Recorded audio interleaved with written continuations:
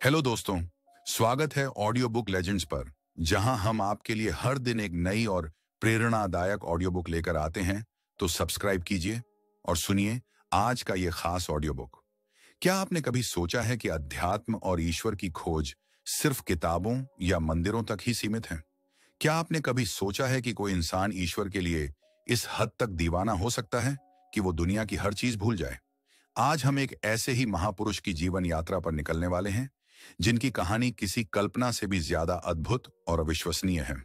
हम बात कर रहे हैं 19वीं सदी के महान संत रामकृष्ण परमहंस की। उनकी जिंदगी एक ऐसी प्रयोगशाला थी जहां उन्होंने हर धर्म, हर रास्ते पर चलकर एक ही सत्य को पाया। यह ऑडियो बुक उनकी पूरी जीवनी और उनके गहरे दर्शन को आपके सामने रखेगी। मैं आपको पहले ही बता दूं कि यह ऑडियो बुक काफी लंबी होने वाली है, क्योंकि रामकृष्ण का जीवन और उनके उपदेश किसी छोटे से वीडियो में समा नहीं सकते। इसीलिए मेरा आपसे अनुरोध है कि इस वीडियो को पहले ही कहीं शेयर कर लें या सेव कर लें, ताकि आप इसे अपनी सुविधा के अनुसार बीच बीच में रुककर आराम से सुन सकें। तो चलिए अपने मन को शांत करके इस अद्भुत आध्यात्मिक यात्रा पर निकलते हैं और जानते हैं कि कैसे एक साधारण सा गांव का बालक गदाधर पूरे विश्व के लिए रामकृष्ण परमहंस बन गया। अध्याय नंबर 1, गदाधर का बचपन। एक साधारण बालक या कोई दिव्य अवतार। पश्चिम बंगाल के हुगली जिले में एक छोटा सा शांत और पवित्र गांव था, कामारपुकुर। यह वो दौर था जब भारत पर अंग्रेजों का शासन था और देश एक सामाजिक और सांस्कृतिक उथल पुथल से गुजर रहा था। इसी गांव में 18 फरवरी 1836 को एक बहुत ही निर्धन लेकिन धर्मपरायण ब्राह्मण परिवार में एक बालक का जन्म हुआ। पिता का नाम था खुदीराम चट्टोपाध्याय और माता का नाम था चंद्रा देवी। वो इतने सीधे और सच्चे इंसान थे कि अपनी सच्चाई की वजह से उन्हें अपना घर बार तक त्यागना हो गया था।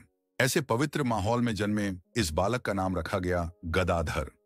कौन जानता था कि यह दुबला पतला सांवला सा बालक, जिसे सब प्यार से गदई बुलाते थे, एक दिन पूरे विश्व के लिए आध्यात्मिक चेतना का प्रतीक बन जाएगा और दुनिया उसे रामकृष्ण परमहंस के नाम से जानेगी।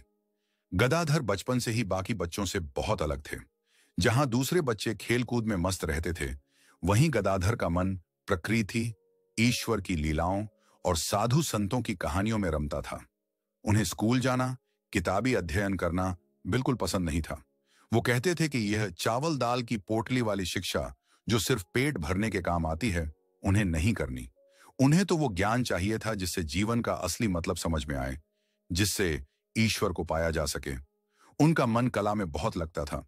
वो बहुत अच्छा गाते थे, बहुत सुंदर अभिनय करते थे और मिट्टी की मूर्तियां तो ऐसी बनाते थे जैसे वो अभी बोल उठेंगी। गांव में जब भी कोई नाटक या कीर्तन होता, गदाधर उसके मुख्य आकर्षण होते थे। वो किसी भी देवी देवता का अभिनय इतनी सच्चाई और डूब कर करते थे कि देखने वालों को लगता था कि सच में वो देवता ही उनके सामने आ गए हैं। उनकी आवाज में ऐसा जादू था कि जब वो भजन गाते थे तो सुनने वाले अपनी सुध बुध खो बैठते थे। लेकिन यह सिर्फ उनकी कलाकारी नहीं थी, यह उनके अंदर छुपी गहरी आध्यात्मिकता की एक झलक थी। बचपन में ही उनके साथ कुछ ऐसी घटनाएं घटीं जिन्होंने ये संकेत दे दिया था कि वो कोई साधारण बालक नहीं है। एक बार की बात है, जब गदाधर सिर्फ 6 या 7 साल के थे, वो खेतों में घूम रहे थे। आसमान में काले काले बादल छाए हुए थे और तभी उनकी नजर सफेद बगुलों के एक झुंड पर गई, जो उन काले बादलों के सामने से उड़ रहा था। काले और सफेद रंग का वो अद्भुत दृश्य देखकर नन्हे गदाधर का मन इतने आनंद और दिव्यता से भर गया कि वो वहीं बेहोश होकर गिर गए। यह उनकी पहली समाधि थी, ईश्वर के सौंदर्य को देखकर चेतना का शरीर से परे चले जाना। यह कोई दिमागी कमजोरी नहीं थी, बल्कि यह उनके अति संवेदनशील मन का प्रमाण था, जो साधारण सी चीजों में भी ईश्वर की असाधारण सुंदरता को देख सकता था। एक और घटना उनके शिव भक्त होने का प्रमाण देती है। एक बार शिवरात्रि के दिन गांव में एक नाटक होना था, जिसमें गदाधर को भगवान शिव का किरदार निभाना था। जब उन्हें शिव की तरह तैयार किया गया, जटाएं लगाई गईं, शरीर पर भस्म लगाई गई, तो वो अपने किरदार में इतने डूब गए कि उन्हें सच में भगवान शिव की उपस्थिति का अनुभव होने लगा। वो मंच पर जाने की बजाय गहरे ध्यान में चले गए और उनकी आंखों से आंसुओं की धारा बहने लगी। लोगों ने उन्हें हिलाया डुलाया, लेकिन वो समाधि में इतने लीन थे कि उन्हें बाहरी दुनिया का कोई होश ही नहीं रहा। उस दिन नाटक तो नहीं हो सका, लेकिन गांव वालों ने एक बालक के शरीर में साक्षात शिव का वास देख लिया। उनका मन इतना शुद्ध और सरल था कि वो किसी भी विचार में पूरी तरह से डूब जाते थे। जब वो किसी देवी की कहानी सुनते तो उन्हें लगता कि वो देवी उनके साथ हैं। जब वो किसी संत की कथा सुनते तो वो उन्हीं की तरह जीने की कोशिश करने लगते। उनका बचपन खेल कूद से ज्यादा भाव समाधि और ईश्वर के प्रति गहरे प्रेम में बीता। उनके पिता खुदीराम ज्यादा समय तक उनके साथ नहीं रह सके और जब गदाधर बहुत छोटे थे तभी उनका देहांत हो गया। पिता के जाने के बाद परिवार की जिम्मेदारी उनके ज्येष्ठ भ्राता रामकुमार पर आ गई। घर की गरीबी और अधिक हो गई, लेकिन गदाधर के मन पर इन सांसारिक चीजों का कोई असर नहीं होता था। वो अपनी ही दुनिया में मग्न रहते, कभी गांव के बाहर श्मशान में ध्यान लगाते तो कभी साधुओं की संगति में बैठकर उनसे ज्ञान की बातें सीखते। गांव के लोग उन्हें कुछ अजीब समझते थे। कोई उन्हें विक्षिप्त कहता तो कोई कहता कि उन पर किसी भूत प्रेत का साया है। लेकिन उनकी मां चंद्रा देवी जानती थीं कि उनका बेटा कोई साधारण इंसान नहीं है। उन्हें अपने बेटे की आंखों में एक ऐसी दिव्य चमक दिखती थी जो दुनियावी नहीं थी। वो अक्सर गदाधर को घंटों तक एक तक कुछ निहारते हुए पाती, जैसे वो किसी और ही लोक में हों। गदाधर का यह बचपन एक ऐसी नींव तैयार कर रहा था जिस पर आगे चलकर एक बहुत विशाल आध्यात्मिक महल का निर्माण होना था। उनकी स्कूल न जाने की जिद असल में सांसारिक ज्ञान को नकार कर आध्यात्मिक ज्ञान को अपनाने का पहला कदम था। उनका कला के प्रति प्रेम असल में ईश्वर के विभिन्न रूपों को अनुभव करने का एक माध्यम था और उनकी भाव समाधि यह तो ईश्वर से उनके सीधे संबंध का सबसे अहम सबूत थी। यह वही गदाधर थे जो आगे चलकर दुनिया को बताएंगे कि ईश्वर को पाने के लिए विशाल ग्रंथों की नहीं बल्कि एक बच्चे जैसे सरल और पवित्र मन की जरूरत होती है। लेकिन क्या यह सरल मन हमेशा ऐसा ही रह पाता? जब परिवार की जिम्मेदारियों का भार उन पर आया, जब उन्हें पैसा कमाने के लिए अपने गांव से दूर कलकत्ता जाना आवश्यक हो गया, तो क्या हुआ? क्या दुनियादारी की चकाचौंध उनके इस वैराग्य को निगल गई, या फिर यहीं से उनके जीवन की सबसे अहम और सबसे कठिन परीक्षा शुरू हुई? ये जानने के लिए आपको हमारे साथ अगले अध्याय में चलना होगा, जहां हम देखेंगे कि कैसे गदाधर अपनी मां और गांव को त्याग कर कलकत्ता के जनसमूह में पहुंचते हैं और कैसे उनकी किस्मत उन्हें एक ऐसे मंदिर में ले जाती है जो उनकी पूरी जिंदगी बदलने वाला था। अध्याय नंबर 2, दक्षिणेश्वर का बुलावा। जब मां काली से बात करने की जिद ने दुनिया भुला दी, जब गदाधर कुछ सयाने हुए तो घर की आर्थिक स्थिति और भी खराब हो गई। उनके ज्येष्ठ भ्राता रामकुमार एक शिक्षित संस्कृत के विद्वान थे। उन्होंने परिवार का पेट पालने के लिए कलकत्ता जाने का फैसला किया, जहां वो एक छोटी सी पाठशाला चलाकर और पूजा पाठ से कुछ धन अर्जित कर सकें। कुछ समय बाद उन्होंने गदाधर को भी अपने पास कलकत्ता बुला लिया। उनका सोचना था कि गदाधर यहां रहकर कुछ सीख लेंगे और पूजा पाठ का काम सीखकर उनके हाथ बटाएंगे। लेकिन गदाधर का मन तो कहीं और ही लगा हुआ था। वो कलकत्ता आ तो गए, लेकिन उनका दिल अभी भी कामारपुकुर के शांत वातावरण और अपनी आध्यात्मिक खोज में अटका हुआ था। उन्होंने भ्राता की मदद करने के लिए पूजा पाठ का काम तो शुरू किया, लेकिन उनका तरीका सबसे अलग था। वो मंत्रों को रटने की बजाय उनके भाव में डूब जाते थे। जब वो किसी मूर्ति की पूजा करते तो उन्हें वो पत्थर की नहीं बल्कि जीती जागती महसूस होती थी। उनके इस अनोखेपन को देखकर कुछ लोग प्रभावित होते तो कुछ उन्हें नियमों का उल्लंघन करने वाला समझते। इसी बीच कलकत्ता के पास गंगा नदी के किनारे दक्षिणेश्वर में एक बहुत ही भव्य काली मंदिर का निर्माण हो रहा था। इस मंदिर को एक अमीर और धर्मपरायण जमींदार महिला रानी रासमणि ने बनवाया था। रानी रासमणि शूद्र वर्ण की थीं और उस समय के कठोर सामाजिक नियमों के अनुसार किसी शूद्र द्वारा बनवाए गए मंदिर में कोई भी ब्राह्मण पुजारी बनने को तैयार नहीं था। ये एक बहुत अहम समस्या बन गई थी। रानी रासमणि बहुत परेशान थी। उन्होंने इतना पैसा और इतनी मेहनत से मां काली का मंदिर बनवाया, लेकिन कोई पुजारी ही नहीं मिल रहा था। तब किसी ने उन्हें रामकुमार का नाम सुझाया। रामकुमार एक विद्वान ब्राह्मण थे, लेकिन उनका मन उदार था। उन्होंने समाज की परवाह न करते हुए रानी रासमणि का प्रस्ताव स्वीकार कर लिया और दक्षिणेश्वर काली मंदिर के मुख्य पुजारी बन गए। कुछ समय बाद उन्होंने अपने छोटे भ्राता गदाधर को भी मदद के लिए अपने पास बुला लिया। शुरू में गदाधर मंदिर में पूजा करने से हिचकिचा रहे थे। उन्हें लगता था कि एक शूद्र की दी हुई नौकरी और अन्न खाकर वो अपना धर्म भ्रष्ट कर लेंगे। उनके अंदर बचपन के संस्कार अभी भी मौजूद थे, लेकिन धीरे धीरे जब उन्होंने रानी रासमणि की सच्ची भक्ति और मां काली के प्रति उनका अगाध प्रेम देखा, तो गदाधर का मन बदल गया। उन्हें समझ आया कि भक्ति किसी जाति या पंथ की मोहताज नहीं होती।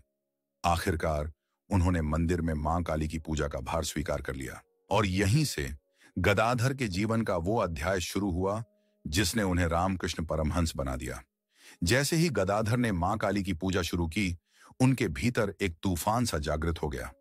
अब वो सिर्फ एक पुजारी नहीं थे, वो एक भक्त थे, एक साधक थे जो अपनी मां से मिलना चाहता था। उनके लिए वो मूर्ति अब पत्थर की नहीं थी, वो उनकी साक्षात मां थी, जगदम्बा थी। वो दिन रात मां की सेवा में लगे रहते। वो उनसे एक बच्चे की तरह बातें करते, उन्हें अपने हाथों से भोग लगाते, उनके लिए गाते और कभी कभी उनसे रूठ भी जाते थे। उनकी पूजा में कोई नियम कानून नहीं था, सिर्फ एक गहरी, तीव्र और पागल कर देने वाली भक्ति थी। वो मां से पूछते, मां, क्या तुम सच में हो? अगर तुम हो तो मुझे दर्शन क्यों नहीं देती? क्या मैं तुम्हारा बेटा नहीं हूं? उनकी यह व्याकुलता दिन ब दिन अधिक होती गई। वो खाना पीना भूल गए, सोना भूल गए। उनकी आंखों में हर समय आंसू भरे रहते थे। वो घंटों तक मां की मूर्ति के सामने बैठकर रोते रहते और एक ही रट लगाते, मां दर्शन दो, मां दर्शन दो। मंदिर के दूसरे लोग उन्हें विक्षिप्त समझने लगे। उनका ज्येष्ठ भ्राता भी उनकी इस हालत से चिंतित था। लोग कहते थे कि बालक सच में विक्षिप्त हो गया है। कभी वो जोर जोर से हंसने लगते तो कभी फूट फूट कर रोने लगते। कभी वो जंगल में भाग जाते और पूरी पूरी रात ध्यान में बैठे रहते। उनकी हालत ऐसी हो गई थी जैसे कोई मछली पानी के बिना व्याकुल हो रही हो। उनके लिए ईश्वर का अनुभव करना अब कोई इच्छा नहीं, बल्कि जीवन मरण का प्रश्न बन गया था। उन्होंने सोचा, अगर मुझे इस जीवन में मां के दर्शन नहीं हुए तो यह जीवन ही व्यर्थ है। एक दिन उनकी पीड़ा अपनी चरम सीमा पर पहुंच गई। उन्हें लगा कि एक और दिन मां के बिना जीना असंभव है। वो मंदिर के अंदर गए और उनकी नजर दीवार पर टंगी एक तलवार पर गई। उन्होंने फैसला कर लिया, अगर तुम मुझे दर्शन नहीं दोगी मां, उन्होंने सोचा, तो मैं इस जीवन को ही समाप्त कर दूंगा। यह सोचकर जैसे ही उन्होंने तलवार उठाने के लिए हाथ आगे किया, एक अद्भुत घटना घटी। उन्हें लगा जैसे मंदिर, मां की मूर्ति और आसपास की हर चीज एक दिव्य प्रकाश में विलीन हो गई। उन्हें अपने आसपास कुछ भी दिखाई नहीं दे रहा था, सिवाय चेतना के एक अनंत प्रकाशमान सागर के। वो उस दिव्य आनंद में पूरी तरह से डूब गए और उनकी बाहरी दुनिया की सुध बुध जाती रही। वो कहां थे, क्या कर रहे थे, उन्हें कुछ भी याद नहीं रहा। यह मां काली का पहला साक्षात अनुभव था, एक ऐसा अनुभव जिसने गदाधर के अस्तित्व को हमेशा हमेशा के लिए बदल दिया। उन्होंने ईश्वर को सिर्फ महसूस नहीं किया था, उन्होंने ईश्वर को जी लिया था। यह उनकी सालों की व्याकुलता, उनकी सच्ची पुकार का जवाब था। लेकिन क्या यह अनुभव स्थायी था? क्या इस एक झलक के बाद उनकी खोज पूरी हो गई थी, या यह सिर्फ एक विशाल और गहरी यात्रा की शुरुआत थी? इस दिव्य अनुभव के बाद गदाधर का जीवन कैसा हो गया? क्या वो एक सामान्य इंसान की तरह जी पाए? और दुनिया ने उनके इस बदलाव को कैसे स्वीकार किया? इन सभी सवालों के जवाब हमें अगले अध्याय में मिलेंगे, जहां हम देखेंगे कि मां काली के दर्शन के बाद रामकृष्ण का जीवन किस अकल्पनीय दिशा में घूम गया। अध्याय नंबर 3, मां का साक्षात्कार। क्या होता है जब भगवान सच में दर्शन दे देते हैं? मां काली के उस अद्भुत और दिव्य दर्शन के बाद गदाधर की दुनिया पूरी तरह से बदल गई। वो अब पहले वाले गदाधर नहीं रहे थे। उनकी आंखों में एक अजीब सी मस्ती, एक नशा छा गया था। वो अक्सर घंटों तक समाधि में लीन रहते, जहां उन्हें बाहरी दुनिया का कोई भी भान नहीं रहता था। कभी वो मां काली को अपने हाथों से खाना खिलाते हुए देखे जाते, और अगर कोई टोकता तो कहते, चुप रहो, मां खा रही हैं। वो मां की मूर्ति से ऐसे बातें करते जैसे कोई बच्चा अपनी सगी मां से करता है। वो मां के बाल संवारते, उनके साथ हंसते, खेलते और कभी कभी जिद भी करते। मंदिर आने वाले लोगों के लिए यह सब समझना बहुत मुश्किल था। कुछ लोग उन्हें पहुंचा हुआ संत मानते, तो ज्यादातर लोग उन्हें पूरी तरह से विक्षिप्त समझते थे। उनकी हालत दिन ब दिन और भी विचित्र होती जा रही थी। उन्हें हर चीज में, हर कण कण में अपनी मां, अपनी काली मां ही दिखाई देती थी। जब वो बगीचे में फूल चुनते तो उन्हें लगता कि वो मां के अंगों को कष्ट पहुंचा रहे हैं। जब वो घास पर चलते तो उन्हें लगता कि वो मां की छाती पर पैर रख रहे हैं। उनकी यह अवस्था दिव्य उन्माद या ईश्वरीय दीवानगी कहलाती है, जहां भक्त और भगवान के बीच का पर्दा पूरी तरह से हट जाता है। इस दौरान वो अक्सर एक बच्चे की तरह व्यवहार करने लगे। वो अपनी देखभाल खुद नहीं कर पाते थे। उन्हें कब खाना है, कब सोना है, इसका कोई होश नहीं रहता था। उनके भतीजे हृदय उनकी देखभाल करते थे। हृदय उन्हें नहलाते, खिलाते और हर पल उनका ध्यान रखते। रामकृष्ण की यह हालत देखकर उनके गांव कामारपुकुर में उनकी मां चंद्रा देवी बहुत चिंतित हो गईं। लोगों ने उनसे कहा कि आपके बेटे का दिमाग खराब हो गया है। मां ने सोचा कि शायद विवाह कर देने से बालक ठीक हो जाएगा, उस पर कुछ सांसारिक जिम्मेदारियां आ जाएंगी और उसका ध्यान ईश्वर की तरफ से हटकर घर गृहस्थी में लग जाएगा। उन्होंने अपने बेटे के लिए कन्या खोजना शुरू कर दिया। लेकिन रामकृष्ण की पसंद भी उन्हीं की तरह अनोखी थी। जब सब लोग हार मान गए तो रामकृष्ण ने खुद ही बताया कि उनके लिए कन्या पास के जयराम बाटी गांव में शारदामणि के घर पर पहले से ही नियत है। लोग हैरान रह गए, लेकिन जब खोजबीन की गई तो सच में वहां शारदामणि नाम की एक बच्ची मिली। और इस तरह एक बहुत ही अनोखे और दिव्य विवाह का आयोजन हुआ, जिसमें दूल्हा ईश्वर के नशे में चूर था और दुल्हन बच्ची थी। विवाह के बाद शारदा अपने पिता के घर ही रहीं और रामकृष्ण वापस दक्षिणेश्वर अपनी मां काली की साधना में डूब गए। दक्षिणेश्वर लौटकर उनकी साधना और भी तीव्र हो गई। अब वो सिर्फ मां काली के सगुण यानी साकार रूप से संतुष्ट नहीं थे, वो ईश्वर के हर रूप का अनुभव करना चाहते थे। उन्होंने रामलल्ला की एक छोटी सी मूर्ति की पूजा शुरू की और उसमें इतने डूब गए कि उन्हें हर समय अपने साथ एक दिव्य बालक के होने का अनुभव होने लगा। वो उस मूर्ति को अपने साथ सुलाते, उसे खिलाते और एक मां की तरह उसकी देखभाल करते। कुछ समय बाद उन्होंने हनुमान जी की भक्ति शुरू कर दी। वो खुद को हनुमान का दास मानने लगे और उनका व्यवहार भी वानरों जैसा हो गया। वो वृक्षों पर ऊपर चले जाते, फल खाते और अपना ज्यादातर समय एकांत में बिताते। कहते हैं कि इस साधना के अंत में उन्हें मां सीता के दर्शन भी हुए, जो उनके शरीर में विलीन हो गईं। रामकृष्ण का जीवन एक खुली किताब की तरह था, जहां वो ईश्वर को पाने के हर संभव रास्ते पर चलकर देख रहे थे।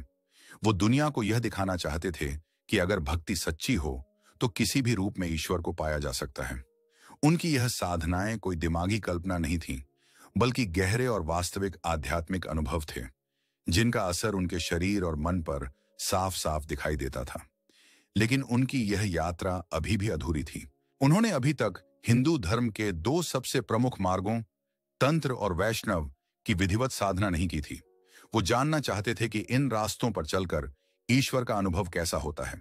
उनकी यह तीव्र इच्छा जल्द ही पूरी होने वाली थी। उनकी इस प्यास को बुझाने के लिए दो महान गुरुओं का दक्षिणेश्वर में आगमन हुआ, जिन्होंने रामकृष्ण की साधना को एक नई दिशा और गहराई प्रदान की। पहली थी एक अद्भुत और तेजस्वी महिला भैरवी ब्राह्मणी, और दूसरे थे एक कठोर और ज्ञानी सन्यासी तोतापुरी। इन दोनों गुरुओं ने रामकृष्ण के अंदर छुपी असीम आध्यात्मिक संभावनाओं को पहचाना और उन्हें साधना के उन शिखरों तक पहुंचाया जहां पहुंचना साधारण इंसानों के लिए अकल्पनीय है। भैरवी ब्राह्मणी ने कैसे रामकृष्ण को तंत्र की रहस्यमयी दुनिया से परिचित कराया, और वो कौन सी साधना थी जिसे करने में विशाल साधकों के पैर कांप जाते हैं, लेकिन रामकृष्ण ने उसे भी सहजता से पार कर लिया। क्या तंत्र साधना ने उन्हें ईश्वर के ओर करीब पहुंचाया या किसी और ही दिशा में ले गई? ये सब रहस्य अगले अध्याय में खुलेंगे, जब हम रामकृष्ण के जीवन के उस स्थान पर चलेंगे जहां उनकी मुलाकात एक ऐसी योगिनी से होती है जो उन्हें सिर्फ उनका शिष्य ही नहीं बल्कि एक अवतार घोषित कर देती है। अध्याय नंबर 4, तंत्र और वैष्णव भक्ति के प्रयोग। एक ही सत्य के 1000 रास्ते। रामकृष्ण जब अपनी ही धुन में मां काली की भक्ति और ईश्वरीय प्रेम में डूबे हुए थे, तभी दक्षिणेश्वर के घाट पर एक अद्भुत स्त्री का आगमन हुआ। वो एक सन्यासिनी थी जिनकी उम्र लगभग 40 वर्ष थी, लेकिन उनके चेहरे पर एक अद्भुत तेज और ज्ञान की आभा थी। उनका नाम था भैरवी ब्राह्मणी।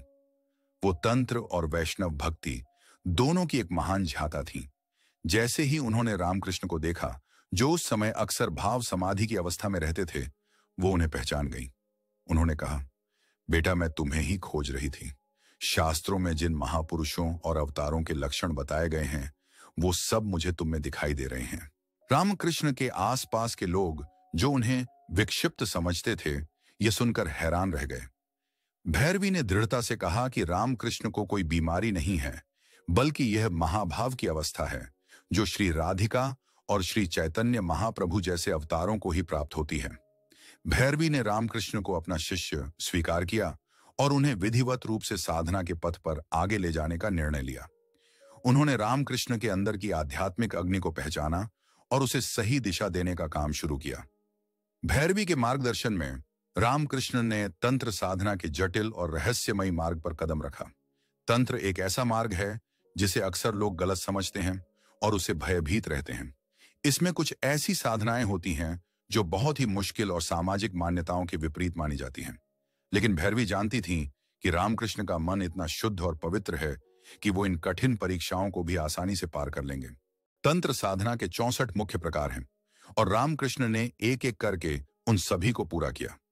कुछ साधनाएं तो इतनी भयानक थीं कि उन्हें श्मशान में रात के अंधेरे में करना होता था।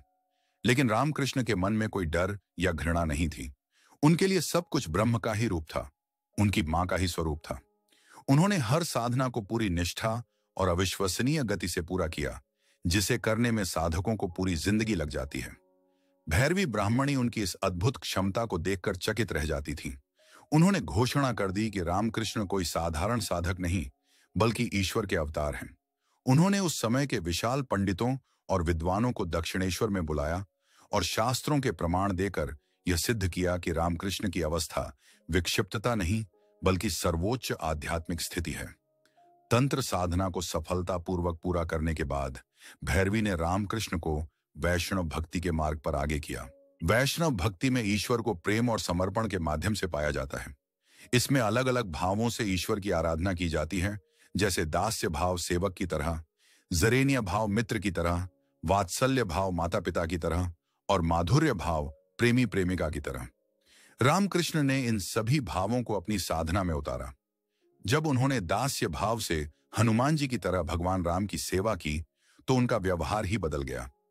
जब उन्होंने वात्सल्य भाव से साधना की, तो उन्हें वात्सल्यमयी मां यशोदा की तरह कृष्ण के लिए प्रेम उमरने लगा।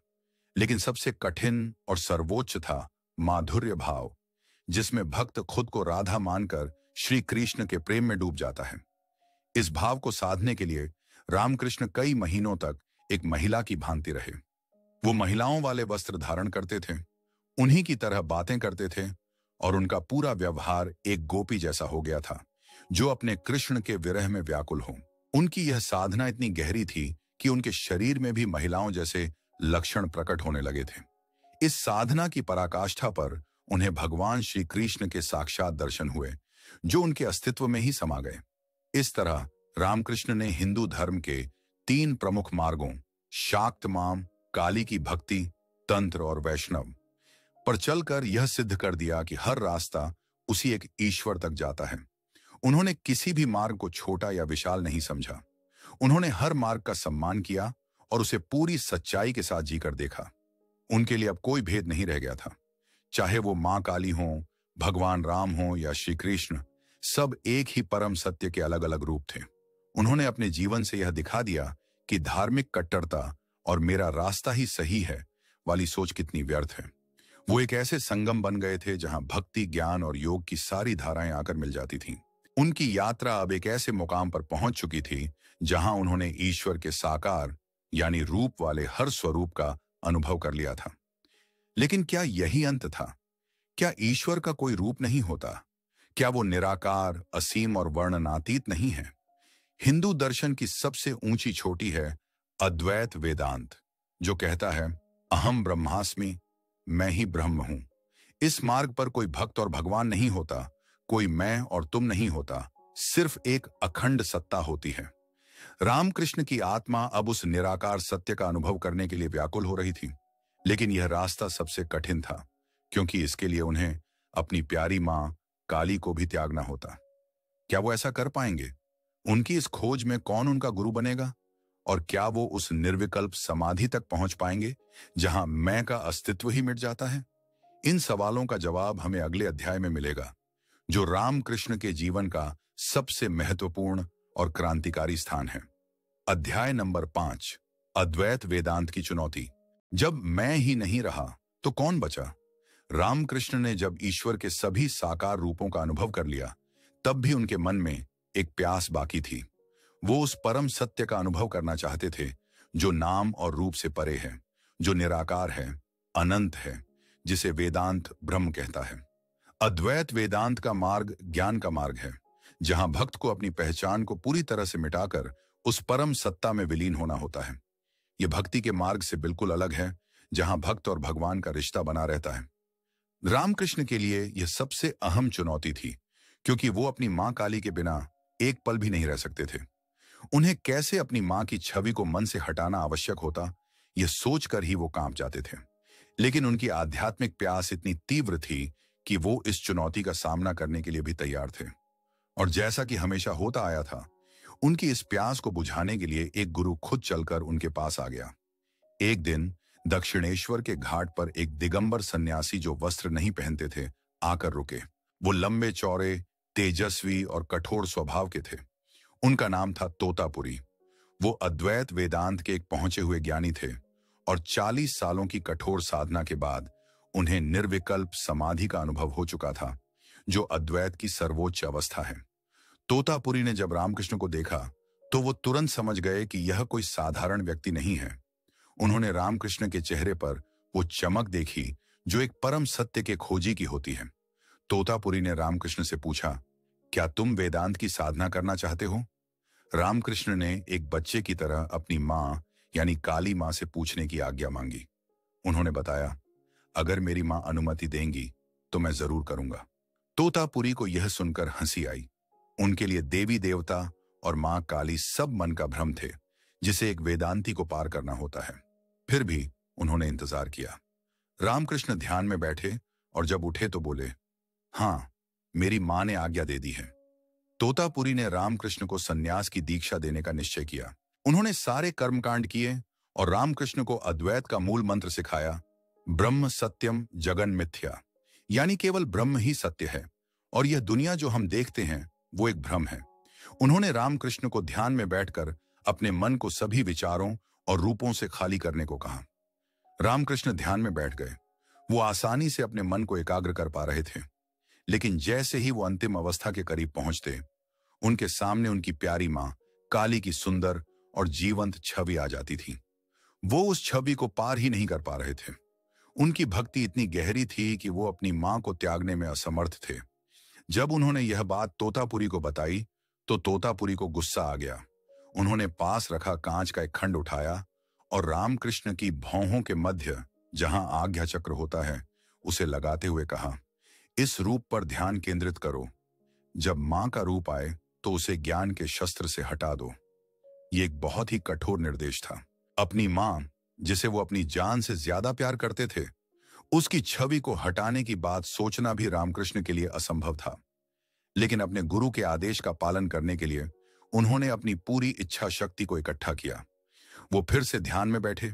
इस बार जब मां काली की छवि उनके मन में प्रकट हुई तो उन्होंने अपने गुरु के दिए हुए ज्ञान को हथियार बनाया और उस छवि पर प्रहार किया। और जैसे ही मां की छवि विलीन हुई, उनका मन आखिरी बाधा को भी पार कर गया। उनका व्यक्तिगत मैं, उनका अहंकार, उनकी सारी पहचान पूरी तरह से मिट गई। वो उस अवस्था में पहुंच गए जिसे निर्विकल्प समाधि कहते हैं।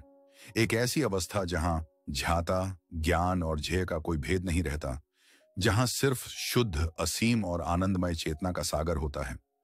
वो 3 दिनों तक इसी समाधि में लीन रहे। उनका शरीर एक शव की तरह स्थिर था।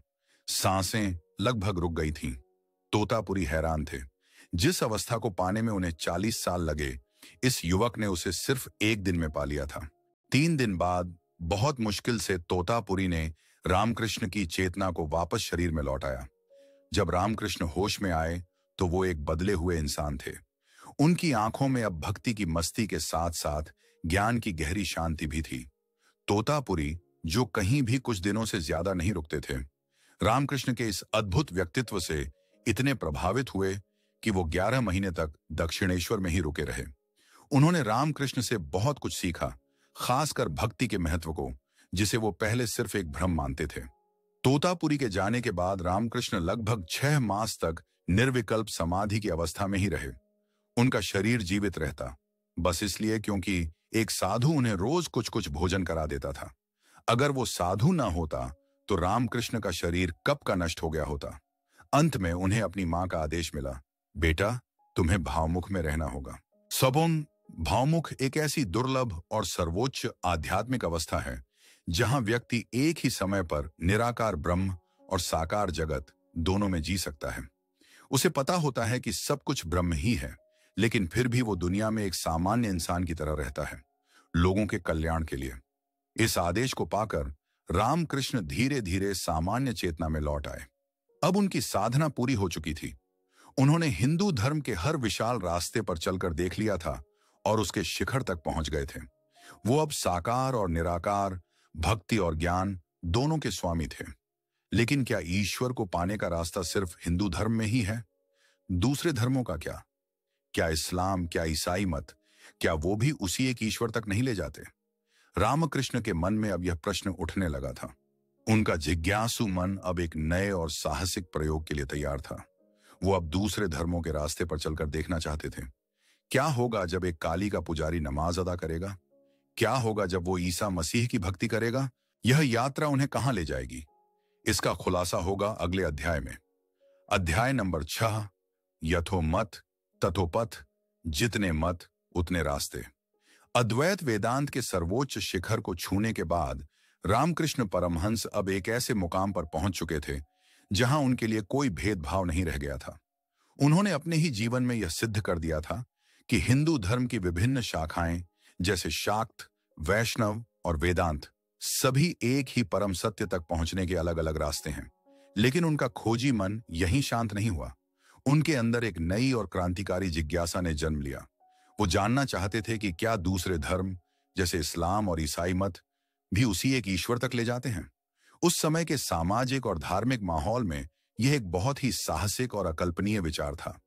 लोग अपने ही धर्म को सर्वश्रेष्ठ मानते थे और दूसरे धर्मों को हेय दृष्टि से देखते थे। लेकिन रामकृष्ण के लिए ईश्वर किसी एक धर्म की संपत्ति नहीं थे। वो तो पूरे ब्रह्मांड के स्वामी थे। इसलिए उन्होंने फैसला किया कि वो इन धर्मों को किताबों से नहीं सीखेंगे, बल्कि उन्हें जीकर देखेंगे। वो एक सच्चे साधक की तरह इन रास्तों पर चलेंगे और खुद अनुभव करेंगे कि मंजिल एक है या अलग। सबसे पहले उन्होंने इस्लाम धर्म का अनुभव करने का निश्चय किया। दक्षिणेश्वर के पास ही रहने वाले एक सूफी संत गोविंद राय ने उन्हें इस्लाम की दीक्षा दी। रामकृष्ण ने इस साधना को पूरी गंभीरता और निष्ठा से लिया। उन्होंने एक मुस्लिम की भांति रहना शुरू कर दिया। वो अरबी तरीके से डिजाइन किए हुए वस्त्र धारण करते, दिन में 5 बार नमाज अदा करते और अल्लाह नाम का जाप करते। इस दौरान उन्होंने हिंदू देवी देवताओं के बारे में सोचना भी बंद कर दिया। वो काली मंदिर की तरफ जाते भी नहीं थे, क्योंकि एक सच्चे मुस्लिम के लिए मूर्ति पूजा वर्जित है। वो पूरी तरह से इस्लाम की साधना में डूब गए। उनकी यह निष्ठा इतनी गहरी थी कि सिर्फ 3 दिनों के अंदर उन्हें एक अद्भुत अनुभव हुआ। उन्होंने एक लंबी दाढ़ी वाले, तेजस्वी और गंभीर पैगंबर पुरुष का दर्शन किया, जो उनके शरीर में आकर विलीन हो गए। इसके बाद उन्हें अद्वैत वेदांत की तरह ही निराकार ब्रह्म का अनुभव हुआ, जिसे इस्लाम में अल्लाह कहा जाता है।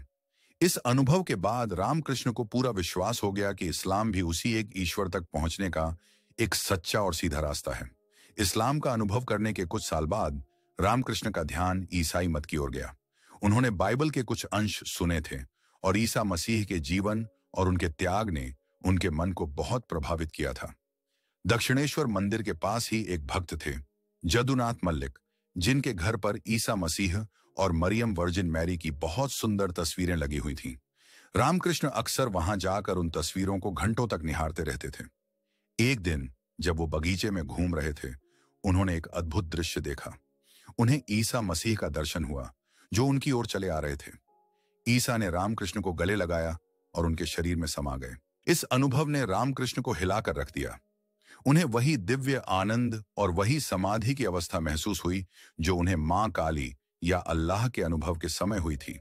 इस घटना के बाद कुछ दिनों तक उनके मन में सिर्फ ईसाई विचार और ईसा की छवियां ही आती रहीं। उन्होंने यह निष्कर्ष निकाला कि ईसाईयत भी उसी परमपिता परमेश्वर तक पहुंचने का एक मार्ग है।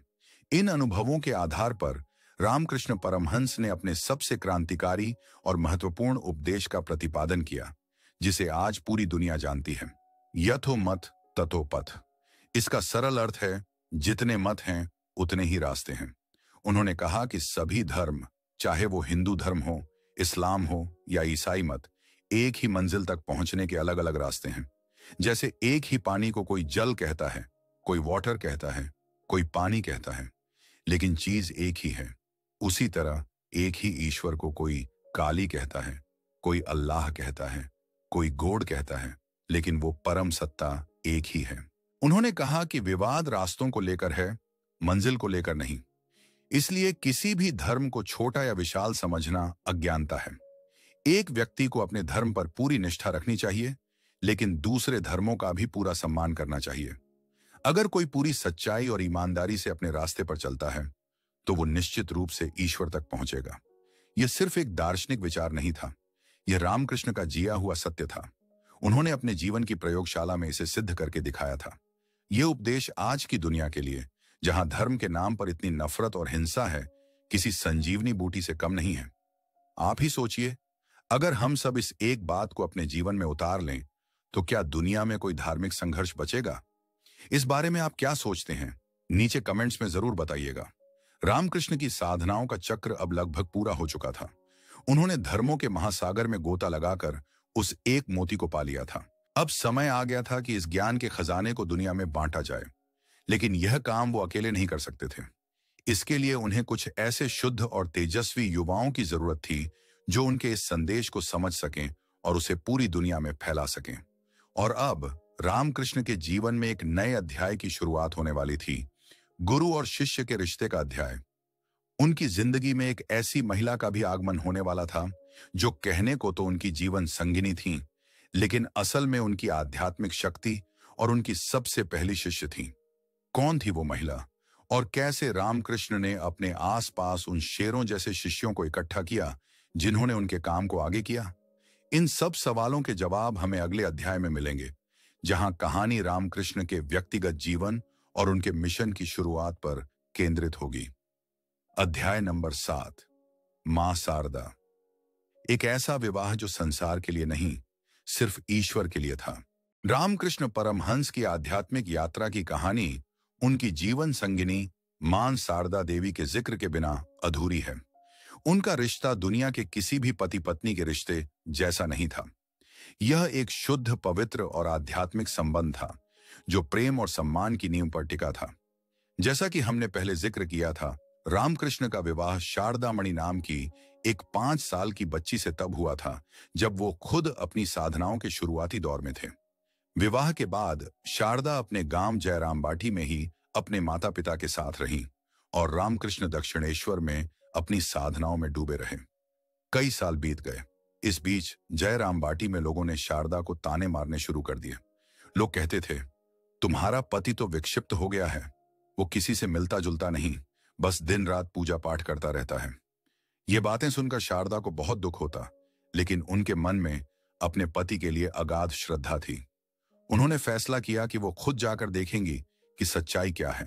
18 वर्ष की आयु में वो पैदल ही अपने कुछ रिश्तेदारों के साथ दक्षिणेश्वर के लिए निकल गईं। जब शारदा दक्षिणेश्वर पहुंची, तो रामकृष्ण ने उनका बहुत प्रेम और सम्मान के साथ स्वागत किया। उन्होंने शारदा से पूछा, तो तुम आ गई? क्या तुम मुझे संसार के रास्ते पर खींचने आई हो? शारदा ने बड़ी ही विनम्रता और दृढ़ता से जवाब दिया, नहीं, मैं आपके रास्ते में बाधा बनने क्यों आऊंगी? मैं तो बस आपकी सेवा करने और आपसे ईश्वर का मार्ग सीखने आई हूं। यह जवाब सुनकर रामकृष्ण का हृदय आनंद से भर गया। उन्होंने पहचान लिया कि शारदा कोई साधारण महिला नहीं है, बल्कि वो साक्षात मां जगदंबा का ही एक रूप है, जो उनकी साधना में मदद करने के लिए आई है। रामकृष्ण ने शारदा को अपने ही कमरे में अपने साथ रहने की व्यवस्था की। दुनिया की नजरों में वो पति पत्नी थे, लेकिन उनका रिश्ता गुरु और शिष्य का और 2 दिव्य आत्माओं का था। उनका विवाह कभी भी शारीरिक स्तर पर नहीं उतरा, यह पूर्ण रूप से आध्यात्मिक था। रामकृष्ण ने शारदा को न केवल सांसारिक ज्ञान दिया, बल्कि उन्हें गहरी आध्यात्मिक शिक्षा भी दी। वो उन्हें ध्यान करना सिखाते, मंत्रों का अर्थ समझाते और अपनी साधनाओं के अनुभव बताते। एक बहुत ही प्रसिद्ध घटना है जो उनके रिश्ते की पवित्रता को दर्शाती है। एक दिन षोडशी पूजा के अवसर पर रामकृष्ण ने अपनी जीवन संगिनी शारदा को साक्षात देवी त्रिपुर सुंदरी के रूप में सजाया और उनकी विधिवत पूजा की। उन्होंने अपनी पूरी जिंदगी की साधना का फल और अपनी जपमाला शारदा के चरणों में समर्पित कर दी। इस पूजा के माध्यम से रामकृष्ण ने दुनिया को दिखाया कि हर महिला में देवी का वास है और उसका सम्मान करना ही सच्ची ईश्वर पूजा है। उन्होंने शारदा को अपनी आध्यात्मिक शक्ति के रूप में प्रतिष्ठित किया। रामकृष्ण अक्सर कहते थे, यह जो शारदा है, यह शारदा है, सरस्वती है, यह ज्ञान देने आई है। वो अपने शिष्यों को भी मां शारदा का सम्मान करने के लिए कहते थे। शारदा देवी बहुत ही शांत, सरल और शर्मीले स्वभाव की थीं। वो दिन भर पर्दे के पीछे रहकर काम करती, रामकृष्ण और उनके आने वाले शिष्यों के लिए खाना बनाती और सबकी देखभाल करती। वो एक मां की तरह थीं, जो बिना किसी दिखावे के चुपचाप सबकी सेवा करती रहती थीं। रामकृष्ण के रहते हुए वो हमेशा उनकी छाया में रहीं, लेकिन उनके अंदर आध्यात्मिक ज्ञान का एक अथाह सागर छिपा हुआ था। रामकृष्ण जानते थे कि उनके जाने के बाद शारदा ही उनके आध्यात्मिक आंदोलन की धुरी बनेंगी। वो शारदा को संघ जननी या आंदोलन की मां कहकर पुकारते थे, और हुआ भी बिल्कुल यही। रामकृष्ण के महासमाधि लेने के बाद जब सारे शिष्य निराश और दिशाहीन हो गए थे, तब मां शारदा ही थीं जिन्होंने उन सभी को एक मां की तरह संभाला और उन्हें रामकृष्ण के दिखाए रास्ते पर चलने के लिए प्रेरित किया। उन्होंने रामकृष्ण के संदेश को अपने सरल और प्रेमपूर्ण जीवन से जीकर दिखाया। वो किसी से भी भेदभाव नहीं करती थीं। उनके लिए अमीर निर्धन, ऊंच नीच, हिंदू मुस्लिम सब बराबर थे। वो सबकी मां थीं। उन्होंने अपने जीवन से यह सिखाया कि आध्यात्मिकता सिर्फ ध्यान और समाधि में नहीं है, बल्कि रोजमर्रा के कामों को निस्वार्थ भाव और प्रेम से करने में भी है। उनका पूरा जीवन सेवा, त्याग और करुणा का एक जीता जागता उदाहरण था। रामकृष्ण और शारदा देवी का यह दिव्य संबंध आज भी एक रहस्य और प्रेरणा का स्रोत है। यह दिखाता है कि विवाह का बंधन शारीरिक आकर्षण से कहीं ज्यादा गहरा और पवित्र हो सकता है। यह दिखाता है कि एक पुरुष और एक महिला कैसे एक दूसरे के आध्यात्मिक विकास में सहायक हो सकते हैं। मां शारदा ने रामकृष्ण के जीवन को एक स्थिरता और संपूर्णता प्रदान की। वो उनकी शक्ति थीं, उनकी पहली शिष्य थीं और उनके मिशन को आगे ले जाने वाली मां थीं। लेकिन इस मिशन को दुनिया के कोने कोने तक पहुंचाने के लिए कुछ और लोगों की भी जरूरत थी। अब रामकृष्ण के जीवन में उन युवा और तेजस्वी शिष्यों का आगमन होने वाला था, जिन्होंने उनके संदेश की मशाल को पूरी दुनिया में रोशन कर दिया। कौन थे यह शिष्य और कैसे रामकृष्ण ने इन शिक्षित, तर्कवादी युवाओं को अपनी ओर खींचा? इन सब बातों का जिक्र होगा अगले अध्याय में, जहां हम देखेंगे कि कैसे एक अनपढ़ पुजारी ने कलकत्ता के सबसे बुद्धिमान युवाओं को जीवन का सबसे अहम पाठ सिखाया। अध्याय नंबर 8, गुरु और शिष्य। जब एक अनपढ़ पुजारी ने शिक्षितों को जीवन का सार सिखाया।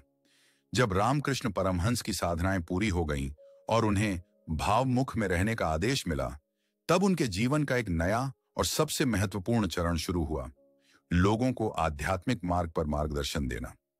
जैसे फूल जब खिलता है तो मधुमक्खियां अपने आप उसकी ओर खींची चली आती हैं, वैसे ही रामकृष्ण की आध्यात्मिक सुगंध से आकर्षित होकर सच्चे साधक और जिज्ञासु उनके पास आने लगे।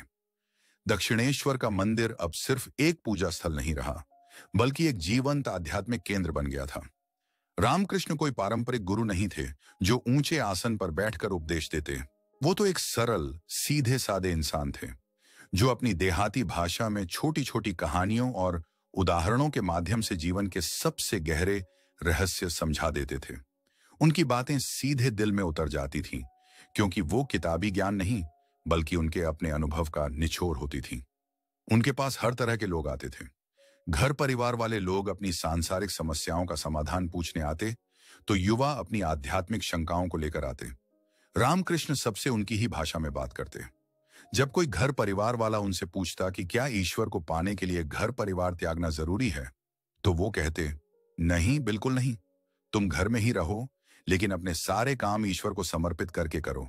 जैसे किसी अमीर घर की नौकरानी सारा काम करती है, बच्चों को पालती है, लेकिन मन में जानती है कि यह घर और यह बच्चे मेरे नहीं हैं, मेरे तो गांव में हैं। उसी तरह तुम भी संसार में रहो, पर मन में यह जानते रहो कि तुम्हारा असली घर तो ईश्वर के चरणों में है। वो कहते थे कि मन को मक्खन की तरह बनाना चाहिए। पहले उसे एकांत में ईश्वर चिंतन के दूध से जमाकर भक्ति की मथनी से मथकर मक्खन निकाल लो, फिर उस मक्खन रूपी मन को चाहे संसार के पानी में रखो, वो घुलेगा नहीं, ऊपर ही तैरेगा। उनका यह सरल उपदेश घर परिवार वालों के लिए बहुत विशाल सहारा था। लेकिन रामकृष्ण का मुख्य काम था उन युवा, शिक्षित और तेजस्वी युवकों को तैयार करना, जिन्हें वो अपने आध्यात्मिक संदेश का वाहक बनाना चाहते थे।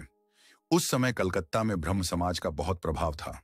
ये एक सुधारवादी आंदोलन था जो मूर्ति पूजा का विरोध करता था और एक निराकार ईश्वर में विश्वास रखता था। कलकत्ता के बहुत से शिक्षित युवा इस आंदोलन से संबंधित थे। जब इन युवाओं ने रामकृष्ण के बारे में सुना तो वो जिज्ञासावश उनसे मिलने आए। वो तर्क और बुद्धि से हर चीज को परखना चाहते थे, लेकिन जब वो रामकृष्ण के संपर्क में आए तो उनकी सारी बुद्धि और तर्क उनके प्रेम और उनकी आध्यात्मिक शक्ति के सामने पिघल गए। रामकृष्ण उनसे घंटों बातें करते, उनके सवालों का जवाब देते और उनके साथ गाते नाचते। उन्होंने इन युवाओं के अंदर सोई हुई आध्यात्मिक प्यास को जगा दिया। उन्होंने बताया कि ईश्वर सिर्फ चर्चा या बहस का विषय नहीं है, ईश्वर को अनुभव किया जा सकता है, ठीक वैसे ही जैसे उन्होंने किया था। उनके शिष्यों में हर तरह के लोग थे।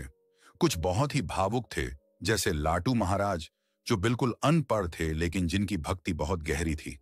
कुछ बहुत ही बुद्धिमान और ज्ञानी थे, जैसे स्वामी ब्रह्मानंद, जिन्हें रामकृष्ण अपना आध्यात्मिक पुत्र कहते थे। कुछ सेवाभावी थे, जैसे स्वामी शिवानंद। रामकृष्ण हर शिष्य के स्वभाव को पहचानते थे और उन्हें उनके ही तरीके से मार्गदर्शन देते थे। वो किसी पर अपनी राय नहीं थोपते थे, वो बस उनके अंदर की अच्छाई को बाहर निकालते थे, जैसे एक माली पौधे को सींचता है। वो अपने शिष्यों की कठोर परीक्षा भी लेते थे। वो देखते थे कि उनमें त्याग, वैराग्य और ईश्वर के प्रति सच्ची लगन है या नहीं। वो उन्हें सांसारिक मोह माया, खासकर कामिनी कांचन महिला और धन के प्रलोभन से बचने की सख्त हिदायत देते थे। वो कहते थे कि जो ईश्वर को पाना चाहता है उसे इन दो चीजों से बहुत सावधान रहना होगा। रामकृष्ण और उनके शिष्यों का रिश्ता बहुत ही अनूठा और प्रेमपूर्ण था। वो उनके गुरु भी थे, पिता भी थे, मां भी थे और मित्र भी थे। वो उनके साथ हंसते खेलते, लेकिन साथ ही साथ उन्हें आध्यात्मिक जीवन की कठोर सच्चाइयों से भी अवगत कराते। उन्होंने अपने इन शिष्यों को त्याग और सेवा के दोहरे आदर्श पर चलने के लिए तैयार किया। उन्होंने कहा, सिर्फ अपनी मुक्ति के लिए साधना करना स्वार्थ है। सच्ची साधना वो है जब तुम दूसरों की सेवा में शिव के ज्ञान से जीव की सेवा करो। यही संदेश आगे चलकर रामकृष्ण मिशन का मूल मंत्र बना। इन सभी तेजस्वी शिष्यों के बीच एक तारा था जो सबसे ज्यादा चमक रहा था। एक ऐसा युवक जो तर्क में किसी को भी हरा सकता था, जिसकी बुद्धि असाधारण थी और जिसके मन में हजारों सवाल थे। वो रामकृष्ण से सबसे ज्यादा बहस करता था, उनकी हर बात को चुनौती देता था, लेकिन रामकृष्ण जानते थे कि यही वो शेर है जो उनके संदेश को पूरी दुनिया में गूंजाएगा। उस युवक का नाम था नरेंद्रनाथ दत्त। कौन था यह नरेंद्रनाथ और क्यों रामकृष्ण ने उसे अपना सबसे खास शिष्य चुना? कैसे रामकृष्ण ने इस तूफानी और शंकालु युवक को एक शांत और ज्ञानी विवेकानंद में बदल दिया? इसकी अद्भुत कहानी हम अगले अध्याय में जानेंगे। अध्याय नंबर 9, नरेंद्र से विवेकानंद तक। गुरु ने कैसे गढ़ा अपने सबसे महान योद्धा को? रामकृष्ण के शिष्यों की मंडली में सबसे प्रमुख और प्रभावशाली थे नरेंद्रनाथ दत्त, जिन्हें आज पूरी दुनिया स्वामी विवेकानंद के नाम से जानती है। नरेंद्र एक असाधारण युवक थे। वो कलकत्ता के एक अमीर और शिक्षित परिवार से थे। वो शारीरिक रूप से बहुत मजबूत, दिखने में आकर्षक और बुद्धि में अत्यंत तीव्र थे। वो पश्चिमी दर्शन, इतिहास और विज्ञान के एक महान विद्वान थे। उनकी आवाज बहुत ही मधुर और शक्तिशाली थी और वो एक बेहतरीन गायक भी थे। लेकिन इन सब खूबियों के बावजूद नरेंद्र का मन बहुत अशांत था। उनके अंदर सत्य को जानने की एक तीव्र प्यास थी, लेकिन उनकी तर्कपूर्ण सोच उन्हें किसी भी बात पर आसानी से विश्वास नहीं करने देती थी। वो ईश्वर के अस्तित्व को लेकर बहुत शंका में थे। वो कलकत्ता के हर विशाल धार्मिक और आध्यात्मिक नेता से मिल चुके थे और सबसे एक ही सवाल पूछते थे, क्या आपने ईश्वर को देखा है? लेकिन किसी के पास भी इस सवाल का सीधा और संतोषजनक जवाब नहीं था। सब यही कहते थे कि ईश्वर को महसूस करो, उस पर विश्वास करो। लेकिन नरेंद्र को विश्वास नहीं, सबूत चाहिए था। इसी खोज में वो एक दिन अपने कुछ दोस्तों के साथ दक्षिणेश्वर रामकृष्ण परमहंस से मिलने पहुंचे। उन्होंने रामकृष्ण को देखा, एक साधारण, अनपढ़, देहाती भाषा बोलने वाला पुजारी। पहली नजर में वो बिल्कुल भी प्रभावित नहीं हुए। उन्होंने रामकृष्ण से भी अपना वही सवाल पूछा, महाशय, क्या आपने ईश्वर को देखा है? इस बार जवाब बिल्कुल अलग था। रामकृष्ण ने मुस्कुराते हुए बड़ी ही सहजता से कहा, हाँ, मैंने देखा है। मैं उन्हें ठीक वैसे ही देख रहा हूं जैसे तुम्हें देख रहा हूं, बल्कि उससे भी कहीं ज्यादा स्पष्ट रूप से। और अगर तुम चाहो तो मैं तुम्हें भी दिखा सकता हूं। यह जवाब सुनकर नरेंद्र स्तब्ध रह गए। यह पहली बार था जब किसी ने इतने आत्मविश्वास और अधिकार के साथ ऐसा दावा किया था। वो समझ नहीं पा रहे थे कि इस सीधे साधे दिखने वाले इंसान की बातों को माने या इसे उनका विक्षिप्तपन समझें। लेकिन इस मुलाकात ने उनके मन में एक गहरी छाप छोड़ दी। इसके बाद नरेंद्र अक्सर अकेले ही रामकृष्ण से मिलने आने लगे। उनकी हर मुलाकात एक संघर्ष होती थी। नरेंद्र अपनी तर्क की तलवार से रामकृष्ण की हर बात को काटने की कोशिश करते और रामकृष्ण अपने सरल प्रेम और आध्यात्मिक अनुभव से उनके हर तर्क को शांत कर देते। नरेंद्र उनकी समाधि को, उनके देवी देवताओं से बात करने को सब कुछ दिमागी वहम या हिस्टीरिया मानते थे। लेकिन वो रामकृष्ण के असाधारण प्रेम और पवित्रता से खुद को दूर भी नहीं कर पाते थे। एक दिन नरेंद्र ने फिर से रामकृष्ण के अनुभवों को चुनौती दी। तब रामकृष्ण ने कहा, अच्छा, बैठ। और उन्होंने अपना दाहिना पैर नरेंद्र के वक्ष पर रख दिया। कहते हैं कि उस स्पर्श मात्र से नरेंद्र को एक अद्भुत अनुभव हुआ। उन्हें लगा जैसे पूरा ब्रह्मांड, दीवारें, कमरा, सब कुछ घूम रहा है और एक शून्य में विलीन होता जा रहा है। उन्हें लगा कि उनकी अपनी पहचान, उनका मैं भी मिट रहा है। वो डर गए और चिल्लाए, अरे, आप मेरे साथ यह क्या कर रहे हैं? मेरे तो माता पिता हैं। रामकृष्ण हंसे और अपना पैर हटा लिया और सब कुछ वापस सामान्य हो गया। यह नरेंद्र का पहला अनुभव था कि दुनिया वैसी नहीं है जैसी दिखती है और चेतना के और भी स्तर होते हैं। इस घटना के बाद भी नरेंद्र का संघर्ष जारी रहा। वो रामकृष्ण की शक्ति को तो मान गए थे, लेकिन उनके विचारों को पूरी तरह से स्वीकार नहीं कर पा रहे थे, खासकर उनके मूर्ति पूजा और साकार ईश्वर के विश्वास को। इसी बीच नरेंद्र के पिता का देहांत हो गया और उनके परिवार पर निर्धनता का संकट आ गया। जो नरेंद्र कल तक अमीरी में पले बढ़े थे, अब उन्हें एक एक पैसे के लिए भटकना होता था। वो नौकरी की तलाश में दिन भर भूखे प्यासे घूमते, लेकिन कहीं काम नहीं मिलता। इस दुख और निराशा में उनका ईश्वर से रहा सहा विश्वास भी उठ गया। वो सोचने लगे कि अगर ईश्वर है तो वो इतने निर्दयी कैसे हो सकता है। एक दिन हताशा में वो रामकृष्ण के पास गए और उनसे कहा कि वो मां काली से उनके परिवार के लिए प्रार्थना करें। रामकृष्ण ने कहा, बेटा, मैं तो प्रार्थना नहीं कर सकता। तू खुद क्यों नहीं जाता? मां तेरी बात जरूर सुनेगी, क्योंकि तू शुद्ध और पवित्र है। नरेंद्र, जो मूर्ति पूजा को नहीं मानते थे, हिचकिचाते हुए काली मंदिर के अंदर गए। लेकिन जैसे ही उन्होंने मां की मूर्ति को देखा, उन्हें वो पत्थर की नहीं बल्कि साक्षात प्रेम और करुणा की मूर्ति लगी। वो अपने परिवार के लिए धन संपत्ति मांगना भूल गए और उनके मुंह से निकला, मां, मुझे विवेक दो, वैराग्य दो, ज्ञान दो, भक्ति दो। वो 3 बार अंदर गए, लेकिन हर बार सांसारिक चीजें मांगना भूल गए। जब वो बाहर आए तो रामकृष्ण मुस्कुरा रहे थे। उन्होंने कहा, कोई बात नहीं, मैंने मां से कह दिया है कि तेरे परिवार को कभी मोटे अन्न और वस्त्र की कमी नहीं होगी। इस घटना ने नरेंद्र का जीवन बदल दिया। उन्होंने साकार ईश्वर की सत्ता को स्वीकार कर लिया। रामकृष्ण जानते थे कि नरेंद्र किसी साधारण काम के लिए नहीं बने हैं। वो उन्हें अखंड का घर से आया हुआ एक महान ऋषि मानते थे, जो सिर्फ लोक कल्याण के लिए जन्मा है। उन्होंने नरेंद्र को अपने मिशन का उत्तराधिकारी चुना। उन्होंने अपनी सारी आध्यात्मिक शक्ति नरेंद्र को सौंप दी।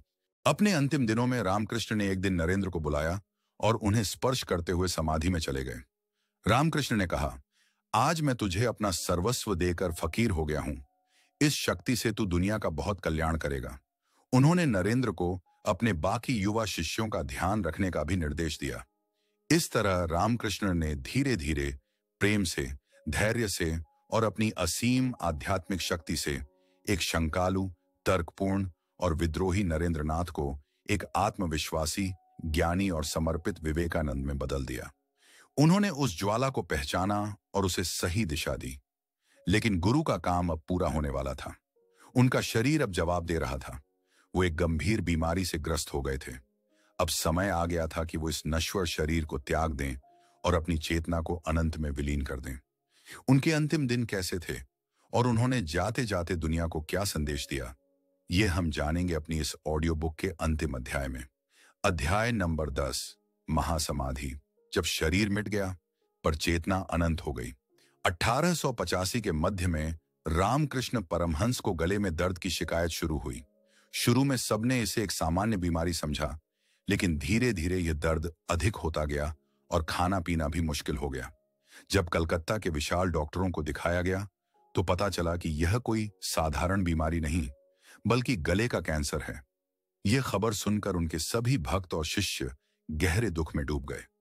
उन्हें विश्वास ही नहीं हो रहा था कि जिस व्यक्ति ने अपना पूरा जीवन ईश्वर को समर्पित कर दिया, उसे इतना कष्ट क्यों हो रहा है।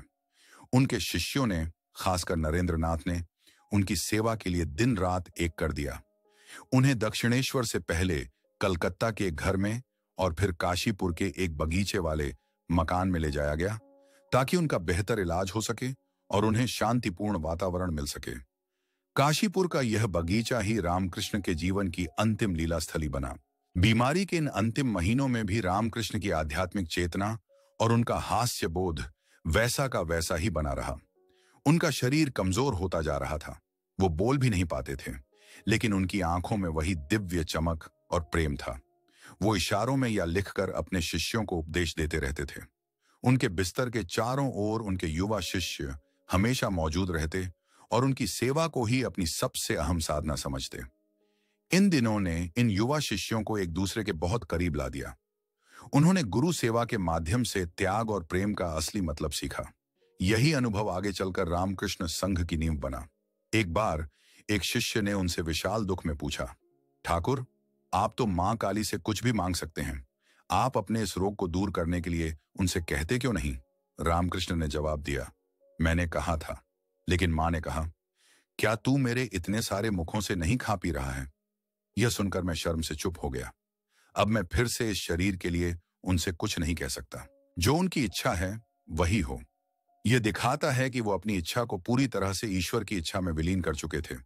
उनके अंतिम दिनों की एक बहुत ही महत्वपूर्ण घटना है, जिसे कल्पतरु दिवस के रूप में मनाया जाता है। 1 जनवरी 1886 को रामकृष्ण कुछ अच्छा महसूस कर रहे थे और बगीचे में टहलने के लिए निकले। वहां उनके कुछ गृहस्थ भक्त भी मौजूद थे। उन्हें देखकर रामकृष्ण एक दिव्य भाव में आ गए और बोले, तुम सब क्या चाहते हो? आज मैं तुम सबको आशीर्वाद दूंगा। यह सुनकर भक्तगण आनंद से भर गए और एक एक करके उनके चरणों में प्रणाम करने लगे। रामकृष्ण ने हर किसी को स्पर्श किया और उन्हें उनकी इच्छानुसार आध्यात्मिक आशीर्वाद दिया। कहते हैं कि उस दिन जिसे भी रामकृष्ण ने स्पर्श किया, उसे एक गहरे आध्यात्मिक अनुभव से गुजरना हुआ। उस दिन रामकृष्ण सच में कल्पतरु यानी इच्छा पूरी करने वाले वृक्ष बन गए थे। यह उनकी अपने भक्तों के प्रति असीम करुणा का प्रतीक था। जैसे जैसे समय बीतता गया, उनका शरीर और भी क्षीण होता गया। अब अंत समय निकट आ रहा था। उन्होंने नरेंद्र को बुलाकर अपने बाकी युवा शिष्यों की जिम्मेदारी सौंपी। उन्होंने कहा, नरेंद्र, इन सब युवकों का ध्यान रखना। ये सब घर बार त्याग कर आए हैं, इन्हें एक साथ रखना और मेरे दिखाए रास्ते पर चलाना। उन्होंने अपनी सारी आध्यात्मिक शक्ति नरेंद्र को हस्तांतरित कर दी और उन्हें अपना उत्तराधिकारी घोषित कर दिया। 16 अगस्त 1886 की रात रामकृष्ण की हालत बहुत गंभीर हो गई। वो गहरी समाधि में चले गए। आधी रात के बाद लगभग 1 बजे उनके शरीर में एक हल्की सी हरकत हुई और उनकी सांसें रुक गईं। उनका चेहरा एक दिव्य शांति और आनंद से भर गया। डॉक्टर ने जांच करके बताया कि वो जा चुके हैं। रामकृष्ण परमहंस ने अपने नश्वर शरीर का त्याग कर दिया था और अपनी चेतना को उस अनंत ब्रह्म में विलीन कर दिया था जिससे वो आए थे। उनके शिष्य फूट फूट कर रोने लगे। उन्हें लगा जैसे उनके सिर से छत छिन गई हो, जैसे पूरी दुनिया अंधेरी हो गई हो। लेकिन रामकृष्ण का शरीर ही गया था, उनका संदेश और उनकी चेतना तो अमर थी। वो अपने शिष्यों के दिलों में, अपने उपदेशों में और अपने काम में हमेशा के लिए जीवित हो गए थे। उनके जाने के बाद स्वामी विवेकानंद ने अपने गुरु भाइयों को इकट्ठा किया और रामकृष्ण संघ की स्थापना की, जो आत्मनो मोक्षार्थम जगत हितायच यानी अपनी मुक्ति और जगत के कल्याण के लिए काम करता है। विवेकानंद ने अपने गुरु के यतोमत ततोपथ के सार्वभौमिक संदेश को पूरी दुनिया में फैलाया और भारत के आध्यात्मिक ज्ञान का डंका बजा दिया। रामकृष्ण परमहंस का जीवन एक महाकाव्य की तरह है। एक अनपढ़ गांव का बालक जो अपनी सच्ची भक्ति और तीव्र वैराग्य के बल पर ईश्वर के हर रूप का साक्षात्कार करता है और अंत में दुनिया को धार्मिक सहिष्णुता और मानव सेवा का सबसे अहम पाठ सिखाता है। वो कोई दार्शनिक नहीं थे, उन्होंने कोई किताब नहीं लिखी, उनका जीवन ही उनका संदेश था। उन्होंने यह दिखाया कि ईश्वर को पाया जा सकता है और उसे पाने के लिए सिर्फ एक बच्चे जैसे सरल और व्याकुल हृदय की जरूरत होती है। उनका शरीर चला गया, पर उनकी चेतना अनंत हो गई, जो आज भी लाखों करोड़ों लोगों को प्रेरणा दे रही है। अंतिम अध्याय, निष्कर्ष। रामकृष्ण का संदेश आपके और मेरे लिए। दोस्तों, हमने रामकृष्ण परमहंस के अद्भुत जीवन की इस लंबी और गहरी यात्रा को एक साथ पूरा किया। हमने देखा कि कैसे कामारपुकुर का एक साधारण सा बालक गदाधर अपनी ईश्वर को पाने की तीव्र लगन के बल पर रामकृष्ण परमहंस बन गया। हमने उनकी साधनाओं, उनकी समाधि, उनके ईश्वरीय दीवानेपन और उनके गहरे प्रेम को समझने की कोशिश की। तो इस पूरी ऑडियो बुक से, इस महान जीवन से हम अपने लिए क्या सीख सकते हैं? आज की इस व्यस्तता भरी जिंदगी में रामकृष्ण का संदेश कितना प्रासंगिक है? पहली और सबसे अहम सीख जो हमें मिलती है वो है कि मानव जीवन का परम लक्ष्य ईश्वर को प्राप्त करना है, या कहें कि अपने सच्चे स्वरूप को जानना है। हम सब इस दुनिया में धन अर्जित करने, नाम कमाने या रिश्ते निभाने के लिए नहीं आए हैं। ये सब रास्ते के साधन हो सकते हैं, मंजिल नहीं। रामकृष्ण ने अपने जीवन से दिखाया कि अगर सच्ची व्याकुलता हो तो ईश्वर को इसी जीवन में, इसी शरीर में अनुभव किया जा सकता है।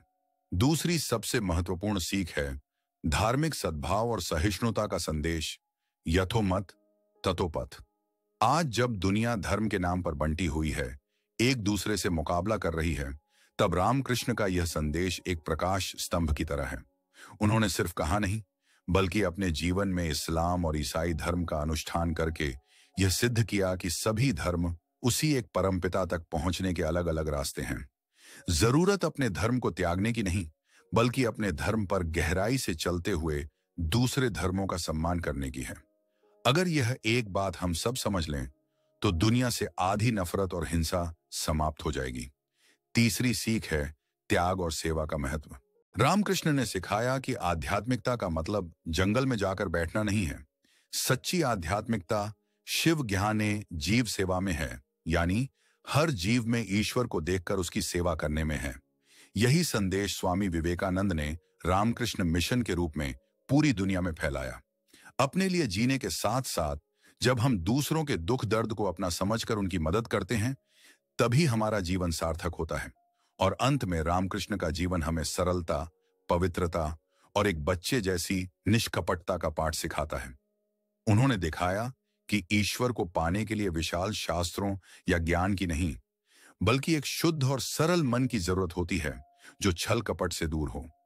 रामकृष्ण परमहंस का जीवन हमें यह विश्वास दिलाता है कि हमारे अंदर भी अनंत संभावनाएं छिपी हैं।